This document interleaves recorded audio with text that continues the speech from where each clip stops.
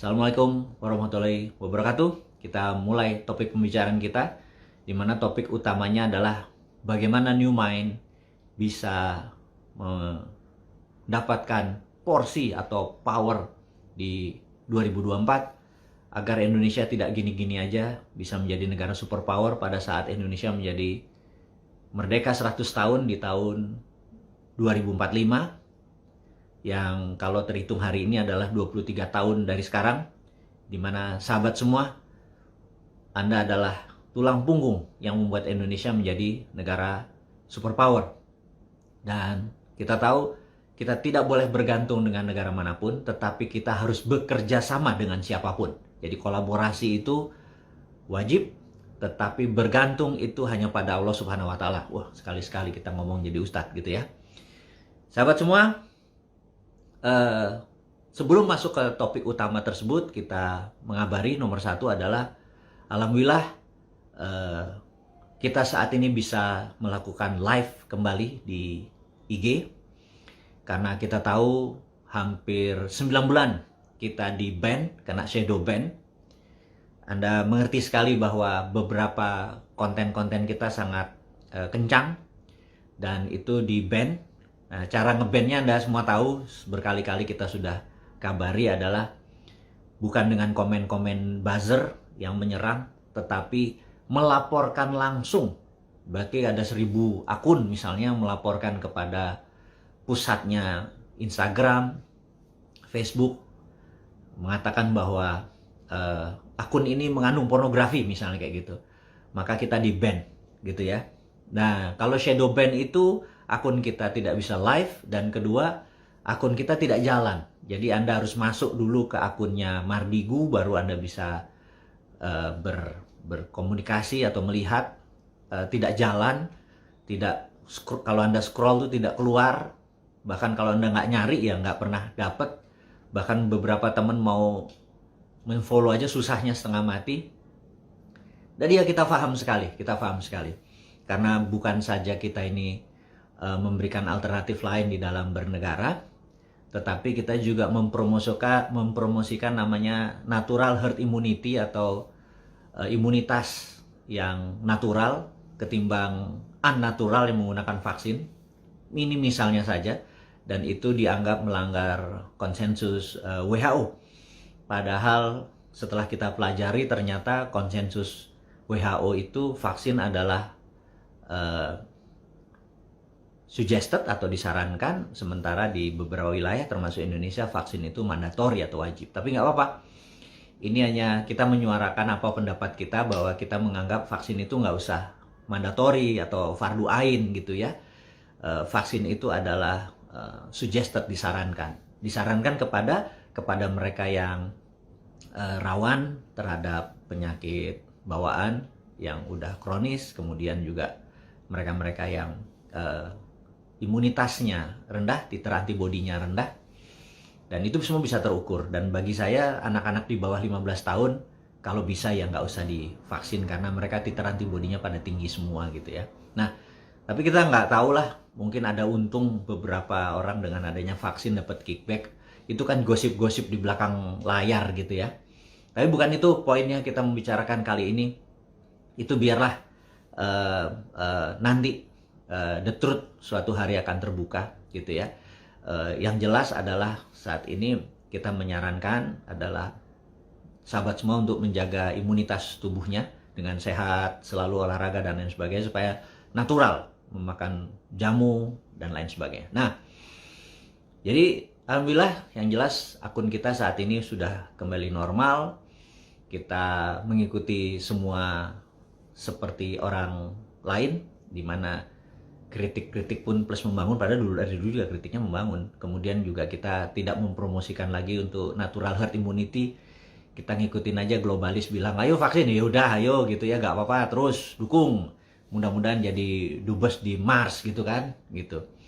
Jadi nomor satu, kita ngabari bahwa sekarang kita sudah bisa live lagi. Nomor dua, yang kita mau informasikan adalah hari ini Dinaran ulang tahun kedua. Jadi saya mengucapkan selamat ulang tahun kepada Dinaran, di mana Dinaran yang saat ini menjadi sebuah aplikasi yang cukup breakthrough.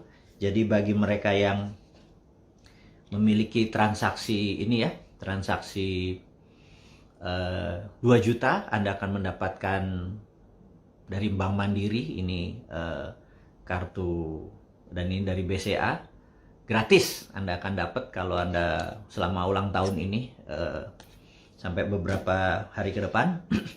Dan yang tak kalah penting dan luar biasa adalah Dinaran, Anda tahu, memiliki debit card, dimana kalau Anda menaruh uang 10 juta di rekening Dinaran, Anda ada 10 gram emas dan ada 10 juta rupiah. Dan rupiahnya Anda bisa ambil dimanapun, di ATM, atau Anda bisa menggunakan ini di edisi. Anda belanja di Indomaret, di Alfamidi, dan lain sebagainya. Anda belanja 500.000, maka gramasi emas pun berkurang 500.000. Dan ini adalah satu-satunya di dunia sebuah aplikasi berbasis emas untuk Anda semua bisa rupiahnya memiliki back by gold, atau bukannya rubelnya Rusia saja yang back by gold, tapi rupiah Anda back by gold. Ini lebih dulu kita miliki daripada Putin yang mendeklar rubel back by gold. Jadi rupiah back by gold ini dengan adanya dengan adanya Dinaran, hal ini sudah membuat kita menjadi breakthrough, terobosan. Ini udah 2 tahun hari ini, alhamdulillah berjalan cukup bagus. Ada 300.000 nasabahnya Dinaran saat ini yang memanfaatkan debit card tadi. Dan teman-teman, bagi Anda yang mengikuti Bosman, maka pasti berita internasional atau geopolitik tidak mungkin terabaikan. Apa itu geopolitik? Geopolitik adalah politik kawasan. Kalau politik dalam negeri, misalnya Golkar lagi ngedeketin Demokrat gitu ya. Kenapa? Karena kalau Demokrat biru, Golkar kuning, jadi kayak Ukraina gitu ya. Ya gitu. Terus ya kita wajar, dan itu menjadi gosip di kalangan komunitas di warung mendiskusikan itu. Kemudian tapi yang saya tahu, karenanya Nasdem ini bersumpah tidak akan pernah bergabung dengan Golkar, katanya bersumpah. Kenapa? Karena kalau digabung namanya jadi Nasgor gitu ya, gitu. Ini joke gitu ya. Jadi karena itu mereka bersumpah nggak mau gabung gitu ya. Nah, dan itu namanya politik dalam negeri. Kalau geopolitik itu kita membicarakan politik kawasan. Jadi kekuatan politik Indonesia untuk mempengaruhi Singapura yang di belakangnya Amerika yang memesan, oke, itu Abdul Somad jangan masuk gitu ya, supaya nanti ribut di Indonesia. Itu trik-trik geopolitik. Hati-hati kita menjaga kawasan ini gitu ya. Sebenarnya Singapura juga deg-degan untuk melaksanakan itu. Singapura kan kecil, tapi berhubung diperintah ya disikat aja. Nah, hal-hal seperti itu kita harus hati-hati. Apa nih maksudnya gitu ya. Jadi jangan langsung rame di apa yang dilakukan, tetapi di behind the scene-nya, itu namanya geopolitik. Jadi teman-teman, kemudian ada lagi geopolitik yang lain yang saat ini kita tahu adalah Ukraina dan Rusia. Itu udah banyak yang membahas. Bosman kali ini mungkin lewat aja, sekilas aja. Yang jelas kita mau mengingatkan bahwa karena jarangnya berita internasional itu ada di Indonesia, di media mainstream jarang sekali, bahkan jarang peminat, maka kita mengingatkan. Jadi sahabat semua, Brazil, mulai dari Brazil, saat ini inflasinya sampai 35%, bisa dibayangkan. 35% di tahun ini aja.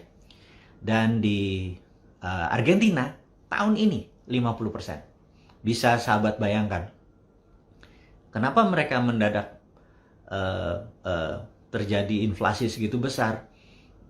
Karena mereka tidak punya energi, mereka tidak punya sumber bahan bakar, negaranya harus impor, dan itu memukul ekonomi.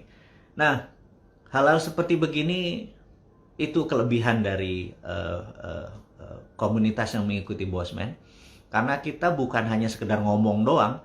Anda kita pancing untuk menimbul rasa, loh kok bisa ya Anda nge-search berita informasi tersebut, Anda ada gitu ya.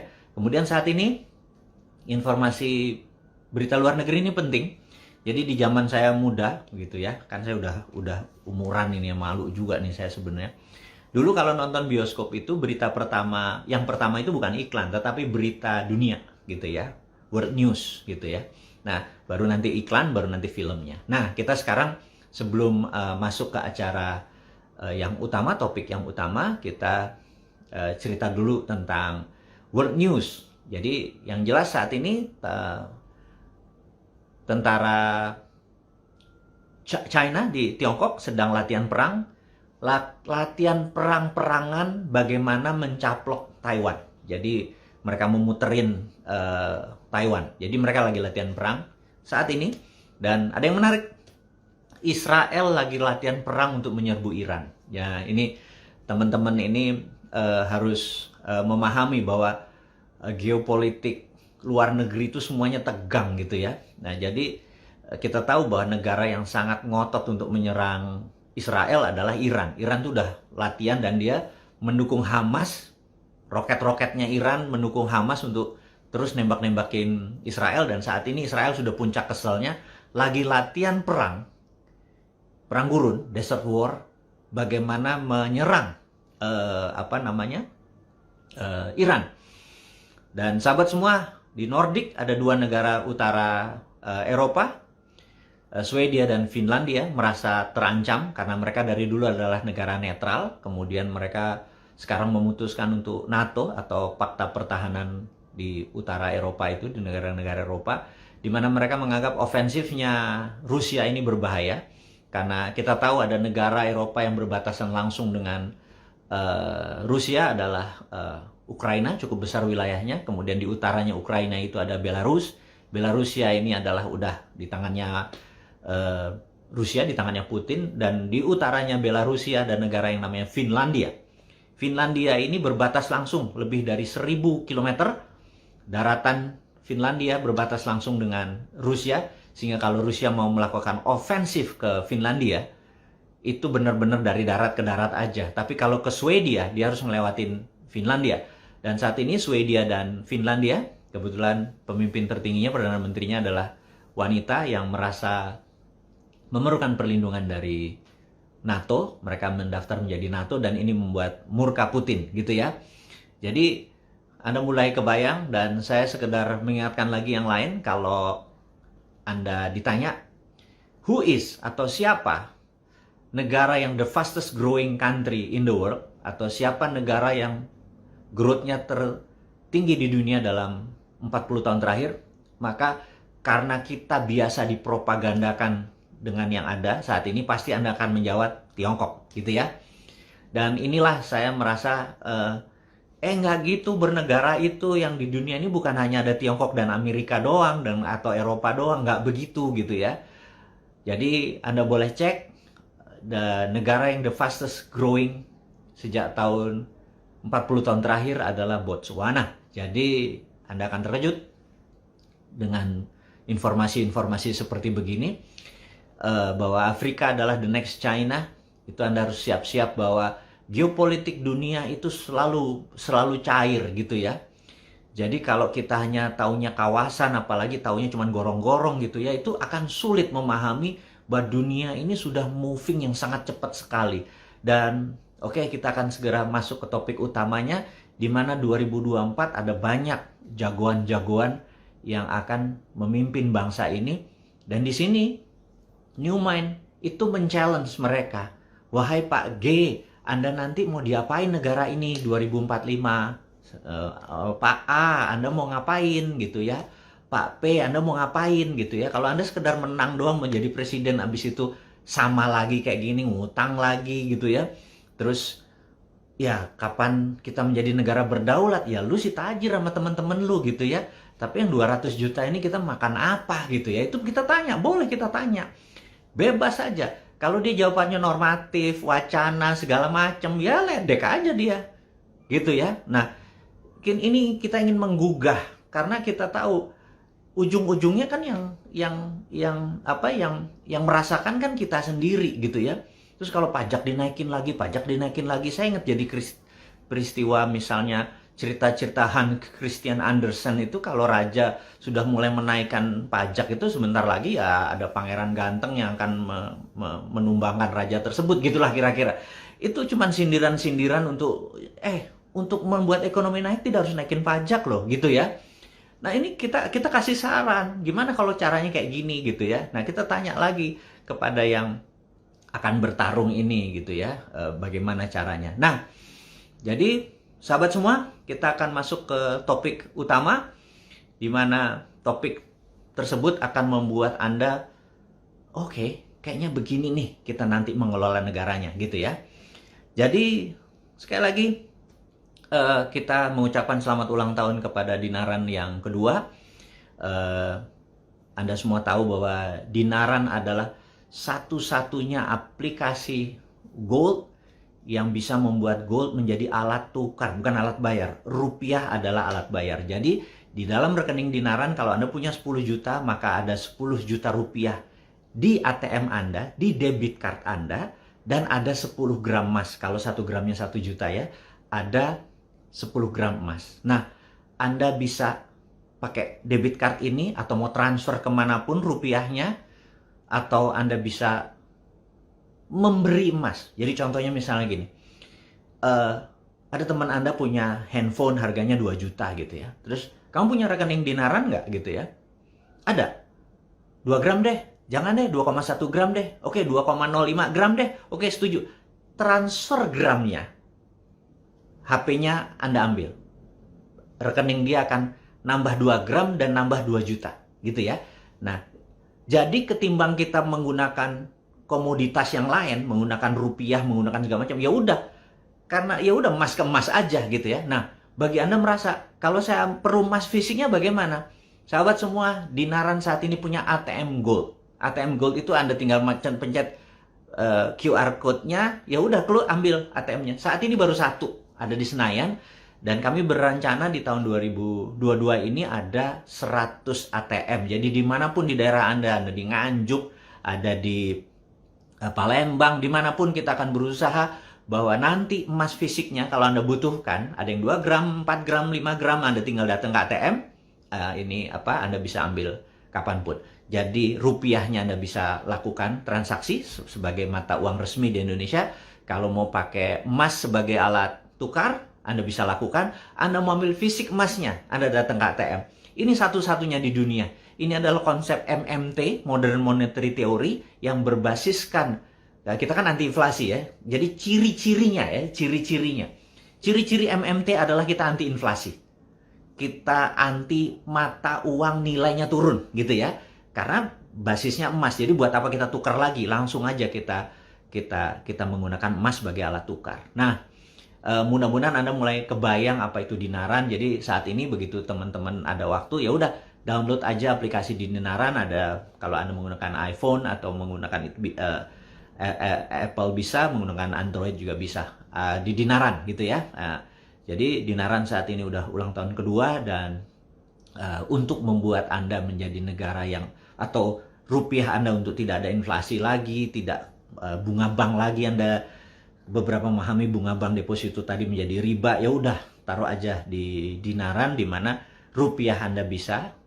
Oke, sepedal mengingat, kalau Anda menggunakan ATM ini, ngambil ATM tunai ya, pakai ATM-nya Bank Artagraha, maka nggak ada fee, gratis. Tetapi kalau menggunakan ATM-nya BCA, ATM-nya Mandiri, biasalah Anda cross ATM. Tapi kalau di edisi itu Anda belanja di Indomaret, ya menggunakan transaksi biasa tuh nggak ada fee-nya. Ya belanja 200.000 ya 200.000, belanja 175 ya 175 gitu ya. Ya hanya gramasi emas aja turun. Jadi gramasi emas Anda sampai kapanpun akan tetap. Tetapi tiap hari kan harga emas tersebut turun naik. Ya insya Allah kalau sekarang ini perangnya berkepanjangan, harga emas terus akan bergerak naik. Di sini Anda tidak ada inflasinya, jadinya Anda keep up terus. Nah itulah adalah cerita tentang Dinaran. Nah, jadi berita yang sekarang bagaimana supaya New Mind ini bisa menjadi berkiprah di tahun 2024. Nah, inilah informasi utamanya. Teman-teman, jadi yang kita mau informasikan adalah Anda harus paham dulu bahwa untuk menjadi pemimpin presiden, puncak tertinggi karena Indonesia negara presidensial, itu biayanya saat ini dihitung adalah sekitar 9 sampai 10 miliar. Oke, kita ambil yang tertinggi. 10 miliar, sorry, maaf, angkanya salah. 10 triliun rupiah kita ambil. Kenapa 10 triliun? Itu harus diurai dulu. Kenapa? Karena tiket untuk ini yang jadi masalah. Kan threshold kita ini 20%. Jadi partainya harus 20%. Bayangin, nggak ada saat ini partai yang 20%. Mau nggak mau, siapapun yang mau jadi presiden harus membeli partai. Setuju ya? Misalnya partai P, dia minta 200 miliarnya kan dari langit. Sekali lagi ya, ini hanya untuk ilustrasi, for the sake of discussion gitu ya. Partai B dia minta misalnya 200 miliar gitu ya. Nah, untuk 20% ini udahlah angka dari langit, mungkin 1 triliun deh yang dibutuhkan. Ini dagang sapi, tapi itu realita. Karena kita saat ini thresholdnya 20%. Kalau thresholdnya 0%, Bosman udah maju duluan, apalagi independen gitu ya. Boleh independen seperti gubernur, boleh independen, bupati boleh independen. Presiden kalau independen, maju kita. Walaupun moderat ya, modal dengkul urat ya, modal bismillah doang gitu, maju kita gitu. Ujung-ujungnya kan kalah terhormat, bukan daripada ngomong-ngomong doang. Tapi gimana mau maju sekarang? Partainya belum ada. Nah, angka 1 triliun itu kira-kira untuk membeli partai, membeli perahu. Setelah kita punya perahu, itu nggak sederhana. Karena kita harus membeli media. Kita harus mempoles. Bosman ini terlihat suci gitu misalnya gitu ya. Oh, Bosman punya rumah yatim Indonesia dari udah 26 tahun. Oh, diomongin padahal saya nggak pernah. Udah janganlah, anak yatim masa dijual sih, saya pikir gitu. Gue juga anak yatim gitu. Jadi saya pikir tapi itu ya demi terlihat suci, demi terlihat pinter, demi terlihat sukses. 1 triliun lah dananya untuk membeli media, membeli endorser gitu ya, segitu. Nah, kemudian yang tidak kalah penting gitu ya, yang tidak kalah penting adalah membeli saksi. Bayangin, kita tahu bahwa kalau main di permukaan di dunia politik itu ada dark side-nya, ada sisi gelapnya gitu ya. Misalnya kita membeli saksi untuk supaya kotak suara kita di daerah tertentu di mana suara kita mayoritas supaya nggak dibuang, supaya nggak dijegal sama lawan politik kita harus ada yang awal, dan itu cukup mahal gitu ya. Nah, teman-teman, angka 10 triliun itu menjadi realistik, tetapi 10 triliun itu adalah dana demokrasi termurah di dunia. Di India tuh perlu 20 triliun. Mungkin ada yang 30 triliun. Narendra Modi itu 30 triliun rupiah mengeluarkannya.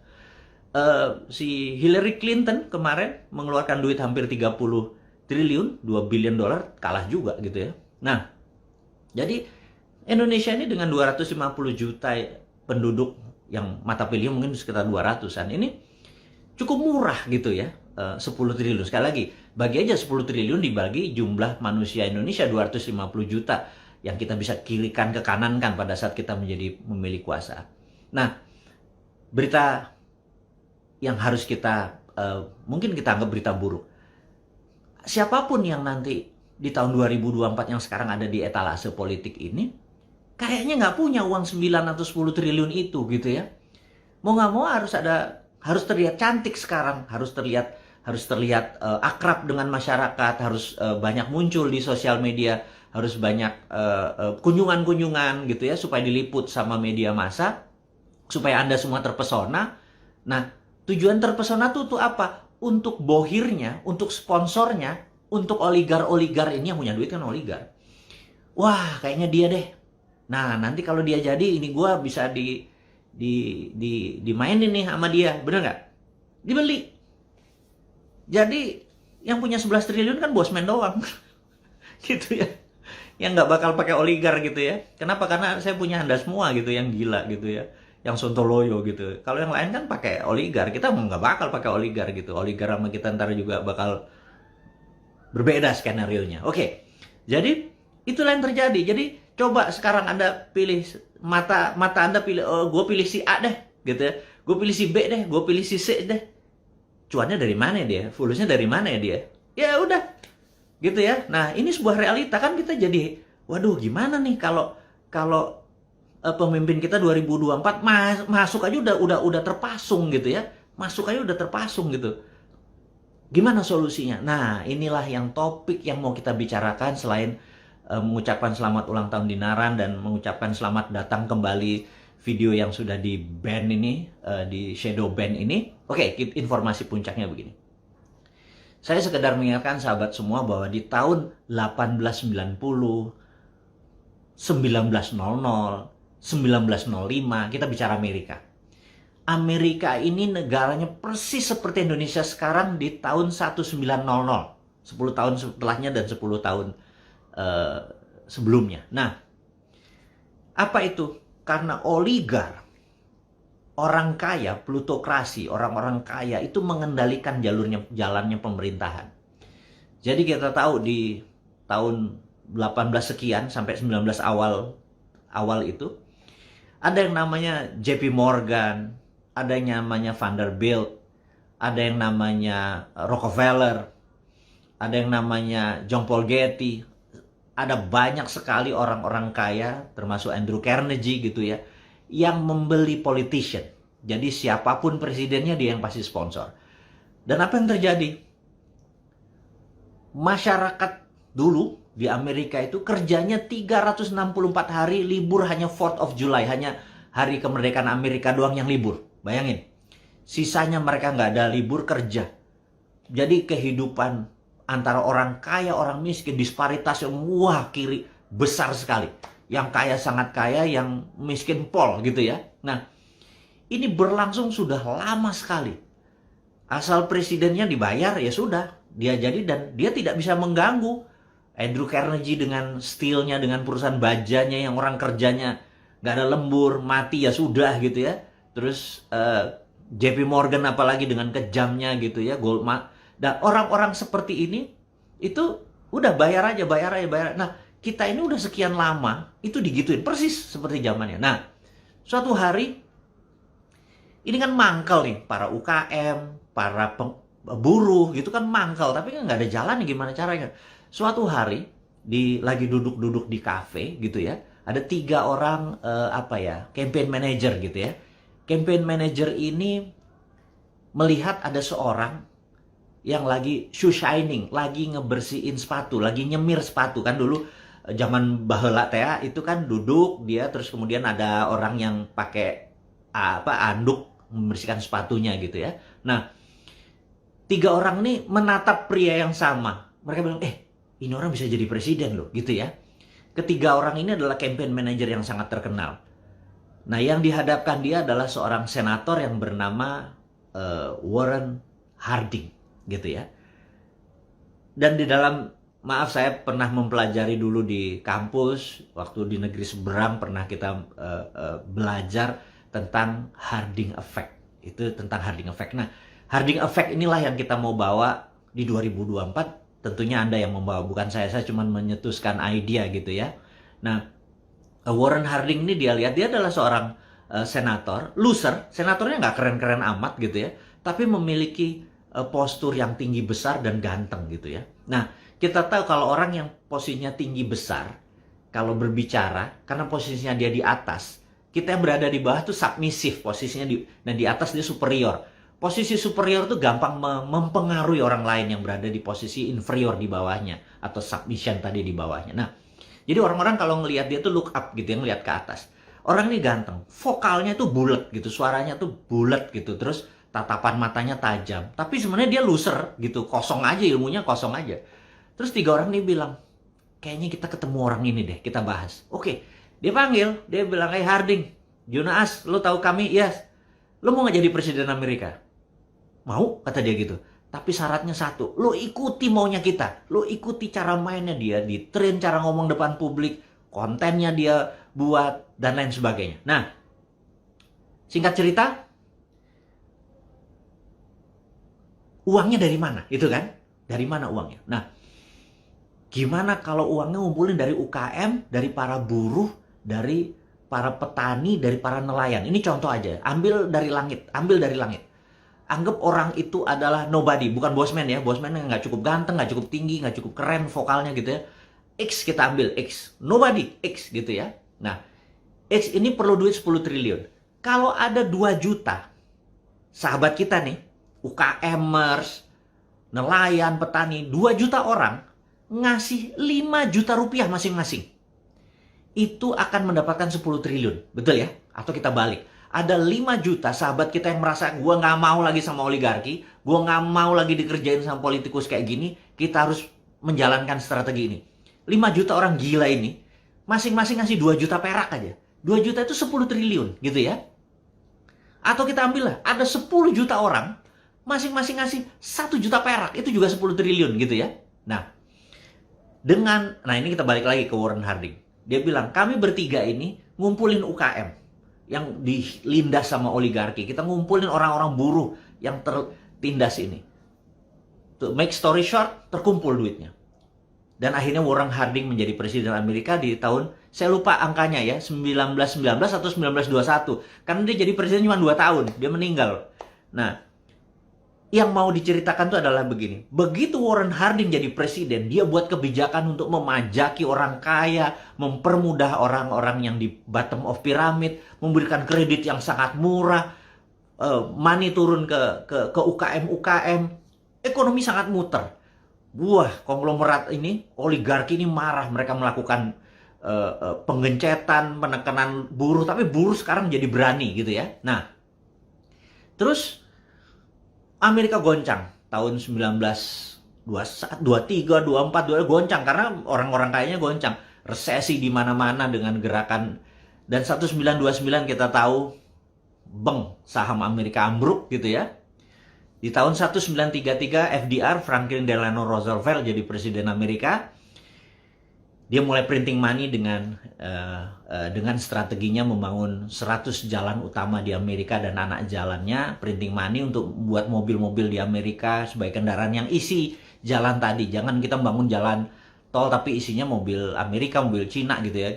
Kalau di Amerika tuh bangun isinya untuk membangun ekonominya Amerika. Nah, sejak saat itu di 1933, 15 tahun setelah peristiwa Harding ini, itu orang kayanya memegang sepertiga ekonomi Amerika, UKM megang sepertiga, dan government megang sepertiga. Ingat, dulu government Amerika itu hanya punya 20%, yang 80% ini oligarki. Government Amerika tuh bisa, Anda boleh cek di Wikipedia kalau perlu belajar. Bahwa di tahun 1900, Federal Reserve itu, Federal Reserve baru ada tahun berapa ya? 19 something gitu ya, setelah resesi Great Depression.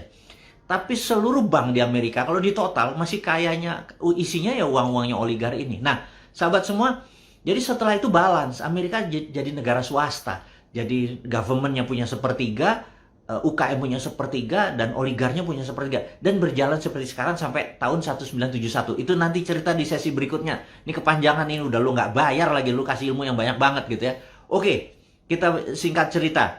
Jadi, sahabat semua, jangan Anda pesimis bahwa New Mind ini tidak tidak berpotensi di 2024. Karena Anda, jadi siapa yang ngerjakan?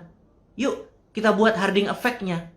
Anda jadi 3 orang tadi, campaign manager tadi. Anda yang gulung tangan. Anda sebarkan informasi ini kepada seluruh rakyat Indonesia, kepada seluruh sahabat Anda. Anda bisa pilih siapa jadi Warren Harding-nya. Yang penting, nanti kita bisa manfaatkan ini untuk oligarki yang memegang 80% kekayaan dan 20% pemerintah tadi yang saat ini UKM tadi nggak bergerak, buruh nggak bergerak, kita cuma dijatahin gitu ya, terus semua dijatahin. Kita ini harus menjadi negara berdaulat. Untuk 2045 Indonesia menjadi negara superpower, ini harus rata. Kekayaan itu harus dibagi rata kepada rakyat, negara, dan oligarki itu juga rakyat gitu ya. Jangan lulu doang gitu ya. Nah, siapa nih yang bergerak? Apakah yang ada di etalase sekarang yang mau bergerak? Enggak, udah gitu aja. Andalah yang mau berubah. Jangan nganggap saya ini provokator, saya cuma ide. Sekali lagi, yuk gulung tangan. Anda yang memimpin, Anda yang berubah, Anda yang membuat perubahan ini di Indonesia. Cucu kita atau anak kita akan bilang, kakek gua pejuangnya. yang membuat Indonesia menjadi negara berdaulat di 2045, yang Indonesia menjadi sejajar dengan Tiongkok gitu ya.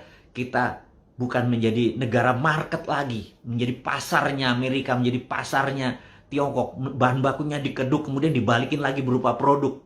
Nggak mau. Dan saya belum lihat, jujur aja, siapapun di etalase 2045, bahkan di 2029, kalau dia lagi, kayaknya Indonesia nggak akan berubah. Nah, sahabat semua, to make story short, walaupun ini adalah hanya diskusi singkat di malam Sabtu, kita mudah-mudahan ini memberikan kita ide bahwa kalau mau berubah 2 tahun lagi, mulailah sekarang. Kalau Anda mau menjadi something, ya creating to happen. Creating to happen. Ciptakan sesuatu yang terjadi. Jangan wondering what happen. Ada apa ini ya gitu ya. Dan sahabat semua, akhirul kalam, mohon maaf jika ada yang tersinggung dengan kata-kata saya, dengan bentuk-bentuk kritikan saya tadi. Tapi yang saya harap ini adalah solusi buat kita semua, bisa melakukan sesuatu yang baru. Yuk kita bergerak bersama. Gunakan platform-platform media sosial Anda untuk mendiskusikan topik-topik ini. Dan bahwa kita menjadi mover, penggerak, yang Pak Karno mengatakan berikan saya 1000 pemuda. Kita guncang dunia. 1000 pemuda itu adalah Anda, kita guncang dunia. Terima kasih dari saya. Selamat malam. Wassalamualaikum warahmatullahi wabarakatuh.